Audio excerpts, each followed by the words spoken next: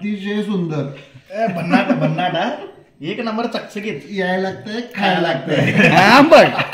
तर नवीन ब्लॉगमध्ये तुमच्या सर्वांचं सहर्ष स्वागत. आता निवडणुकीच्या धामधुमीनंतर हा ब्लॉग आहे माझ्या मस्तपैकी खवय्यागिरीचा. आज मी केली होती पनीर बुर्जी आणि त्यासाठी मित्रांना पण कामाला लावलं होतं. हे बघा, पनीर किसायचं काम एकाला दिलं होतं. जवळपास अर्धा किलो पनीर आणलं होतं आणि ते किसून मित्रमंडळींना आमंत्रित केलं होतं. बरेच मित्रमंडळी येऊन बसले होते.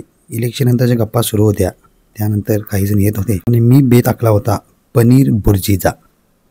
पनीर बुर्जी ही माझी फेवरेट डिश, कारण फार कष्ट न घेता त्वरित होणारी ही गोष्ट. आणि त्याच्यानंतर काही प्रतिक्रिया पण भेटल्या की बुर्जी करा आणि मस्तपैकी त्याच्यावर ब्लॉग टाका. आणि मित्रांना घेऊन विशेषतः या दीपकची फरमाईश होती की याला बुर्जी खायची होती.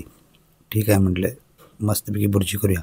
मित्रांना पण कामाला लावलं. एकानं झाल्यावर दुसरा जमला, त्याच्यानंतर तिसऱ्याला घेऊन मी हे पनीर किसायचं काम दिलं. जरा अवघड काम होतं आणि पनीर फ्रीजमध्ये ठेवल्यामुळे गार झालं होतं, त्यामुळे किसताना जरा त्रास होता. त्यानंतर टोमॅटो कांदा तेलात घालून मस्तपैकी गरम करत ठेवला.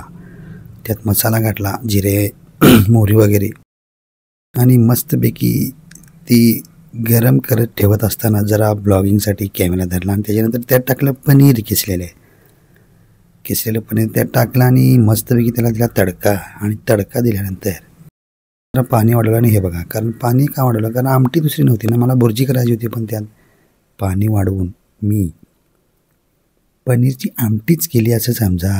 कसं आहे विषय हार्ड. आणि खवय्यागिरी आवडत असेल तर मला नक्की कळवा. आणि मित्रांनो, जरा जास्तीत जास्त सबस्क्राईब शेअर लाईक करा. अजून 1000 सबस्क्रायबर झाले नाहीत.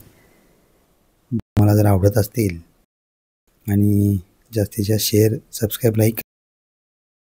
आणि सर्वांना पुन्हा एकदा थंडीच्या हार्दिक शुभेच्छा. थंडी वाढलेली आहे, काळजी घ्या. वाहतूक सुरू आहे, त्यामुळे ट्रकाला ओव्हरटेक करू नका. आणि ही बघा, ही पनीर भुर्जीची प्लेट तयार. कांदा, पनीर, काही जणांनी चपात्या आणल्या होत्या, काही जणांनी भाकऱ्या. त्यामुळे मस्तपैकी जेवणावर ताव मारला. आणि पुन्हा एकदा सर्वांना शेअर सबस्क्राईब लाईक आणि कमेंट. धन्यवाद.